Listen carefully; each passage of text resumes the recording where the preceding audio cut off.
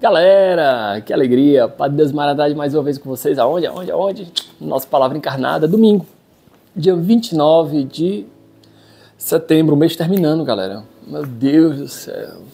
Terminando o mês e parece que a nossa evangelização Ser Feliz ainda está precisando daquele engate. Se você ainda não entrou em contato com aquelas pessoas que você conhece, mesmo que, por exemplo, são pessoas que já colaboram com o Ser Feliz, mas às vezes eles esquecem. Então lembre, poste nas suas redes sociais, vamos fazer uma grande campanha, porque amanhã teremos pouco tempo para poder correr atrás. Amanhã é o último dia útil do mês, fica muito corrido. Conto com você nessa evangelização Ser Feliz. Hoje a igreja celebra o 26º domingo do tempo comum, por isso vamos juntos meditar a palavra de Deus. O Senhor esteja convosco, Ele está no meio de nós.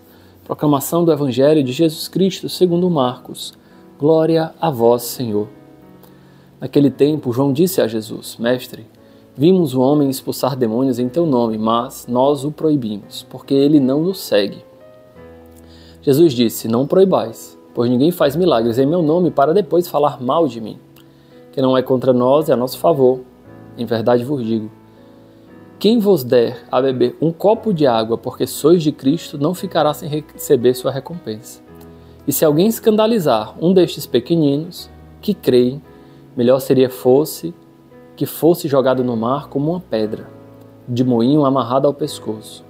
Se tua mão te leva a pecar, corta-a. É melhor entrar na vida sem uma das mãos do que tendo as duas e ir para o inferno, para o fogo que nunca se apaga. Se teu pé te leva a pecar, corta-o. É melhor entrar na vida sem um dos pés do que, tendo os dois, ser jogado no inferno. Se teu olho te leva a pecar, arranca-o. É melhor entrar no reino de Deus com um olho só do que tendo os dois, ser jogado no inferno, onde o verme deles não morre e o fogo não se apaga. Palavra da salvação, glória a vós, Senhor.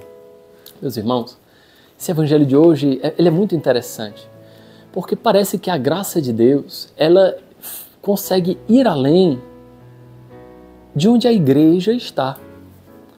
A graça atravessa os limites institucionais da igreja. É claro, a igreja ela é instrumento de salvação, isso é uma verdade de fé, nós não podemos negar isso. E que a graça de Deus ordinariamente é derramada na sua igreja. Porém, a igreja, como os apóstolos aqui, por exemplo, notam que tem um homem expulsando demônios em nome de Jesus, mas não faz parte do segmento de Jesus. E interessante, a postura de Jesus não é de gerar divisões. João diz, olha, tu quer que repreendamos esse homem? Jesus, não. Pelo contrário, chama esse homem. Porque não pode estar expulsando demônio e depois falar mal de mim. Vejam, a graça de Deus que vai para além dos limites da igreja quer congregar esses filhos dentro da mesma igreja do corpo de Cristo. Porque o mais importante também não é fazer milagres, o mais importante é viver no segmento de Jesus. A gente não sabe, assim, a passagem não diz se esse homem seguiu ou não a Jesus. Mas talvez o grande intento de Jesus, portanto, não seria o de condenar esse homem por ainda não segui-lo, mas querer que ele siga. Então, isso é muito importante, meus irmãos, porque na nossa convivência com as pessoas, eventualmente vão ter pessoas que não têm uma fé iluminada, ou que misturam a sua fé com superstições, com falsas doutrinas, com ideologias. A nossa postura perante essas pessoas, claro, não seria relativizar a verdade para dar um falso acolhimento. A caridade deve ser vivida na verdade, caritas in veritate. Mas a nossa postura seria de encontrar pontos de tangência. Chiara Lubich costumava dizer, fundadora do Focolare, que aquilo que nos une normalmente é maior do que o que nos separa. Parece que esse é um conselho muito prático de Jesus.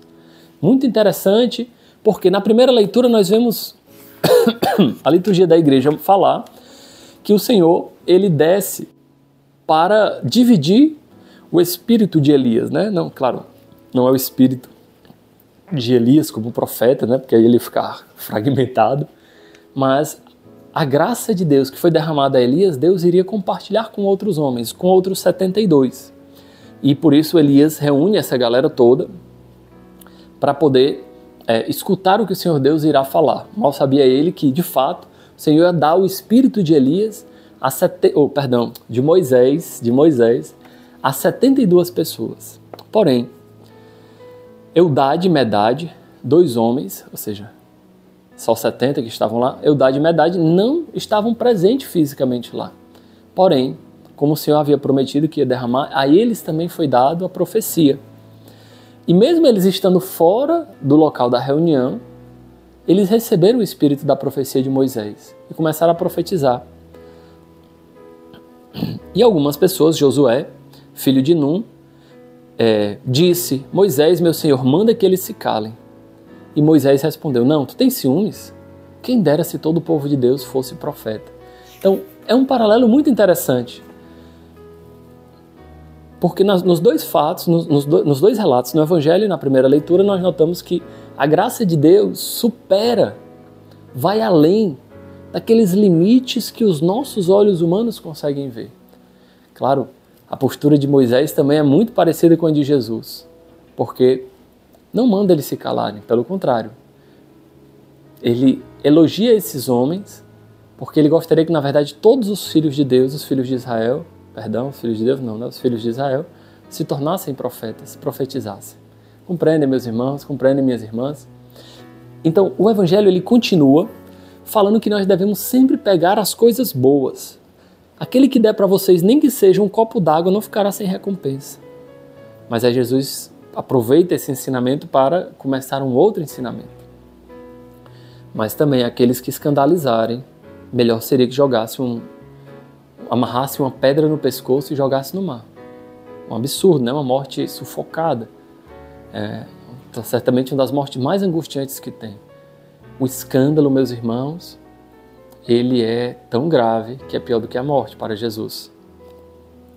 E aí Jesus fala, olha, a gente precisa ter muita realidade, muita clareza com relação ao pecado. Se tua mão te leva a pecar, corta. Se teu pé te leva a pecar, corta. Se teu olho te leva a pecar, fura.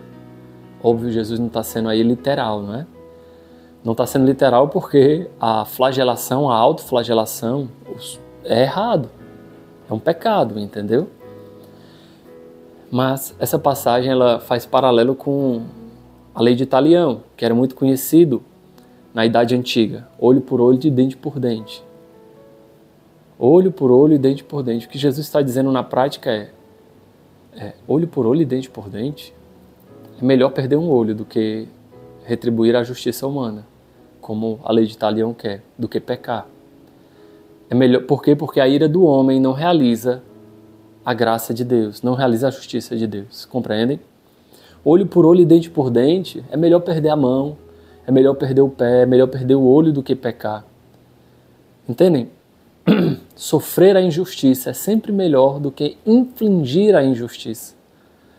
E isso também nos mostra, meus irmãos, também a radicalidade com a qual nós devemos abandonar o pecado.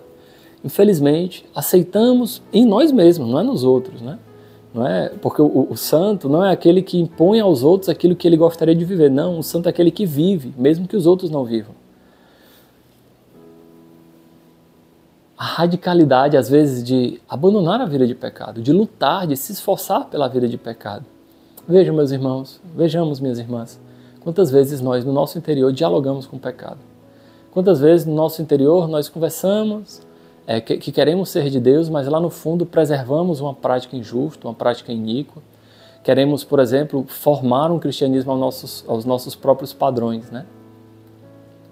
Quantas vezes na minha oração eu falava assim, né? Claro, como uma metáfora, né? Senhor, quebra minhas pernas. Quebra minhas pernas, né? No sentido de que se eu estiver por caminhos errados, é melhor quebrar minhas pernas e me arrastar para onde tu queres ir. Então, de arrancar aquele pecado que talvez você acha que é interessante essa comparação, cortar a mão, cortar o pé, cortar o pecado que você acha que faz parte da sua vida. Quanta gente diz, não, mas eu sou assim. Padre, eu não consigo porque eu sou assim. Meu irmão, o pecado não te define. O pecado não faz parte da tua identidade mais profunda. Você está assim, mas não reproduz a ideia de que você é o pecado. É porque, de fato, meus irmãos e minhas irmãs, às vezes uma vida de pecado encontra raízes tão profundas na nossa identidade que parece que faz parte de nós. Parece que faz tanto tempo que nós convivemos com ele que ele grudou na nossa pele. Tanto que quando eu vou arrancar, parece que vai arrancar minha pele junto. E às vezes acontece isso. A dor de libertação do pecado às vezes é como arrancar daquele band-aid, daquela atadura que já, de tanto tempo que está lá, já entrou um pouco na ferida. Mas é necessário, meus irmãos, minhas irmãs, arrancar para que a ferida possa voltar a respirar. Qual é hoje, meu irmão, minha irmã, o membro que você precisa arrancar de você? Qual é hoje o membro que te faz pecar? Qual é hoje a ideia que precisa ser extirpada da tua vida? E olhem o que São Tiago diz na segunda leitura. E agora, ricos, chorai e gemei, por causa das desgraças que estão para cair sobre vós. Vossa riqueza está apodrecendo e vossas roupas estão carcomidas pelas traças. Vosso ouro e vossa prata estão enferrujados, e a ferrugem deles vai servir de testemunho contra vós, e devorar vossa carne como fogo. Amontoastes tesouros nos últimos dias, vede, o salário dos trabalhadores que ceifaram os vossos campos, que vós deixastes de pagar. Está gritando, e o clamor dos trabalhadores chegou aos ouvidos do Senhor Todo-Poderoso. Vós vivestes luxuosamente, na terra, entregues à boa vida, cevando os vossos corações para o dia da matança. Condenastes os justos.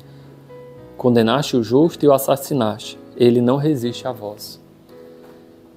Palavra dura de Tiago, que mostra o contra-testemunho daqueles que colocam a sua confiança nas riquezas humanas. Como não lembrar nessa passagem, meus irmãos, de Lázaro, que na vida eterna recebeu as recompensas, e aquele rico epulão, que nem nomeado é pela palavra de Deus, foi desprezado e não ganhou recompensa eterna. Onde nós colocamos os nossos tesouros? Se nós colocamos os tesouros nas coisas aqui da terra, meus irmãos, nos nossos prazeres, no nosso desejo de poder, arrancar isso vai se tornar impossível. Por quê? Porque eu acho que aquilo dali é a minha felicidade. Mas se pelo contrário, se eu perco aquilo por amor ao reino, eu mostro onde está o meu verdadeiro tesouro. Não nas coisas deste mundo que passam, mas no Senhor. No Senhor. Que Deus nos dê a graça de ter um coração inteiramente voltado para Ele. Amém. Abençoe-vos Deus Todo-Poderoso, Pai, Filho e Espírito Santo. Amém.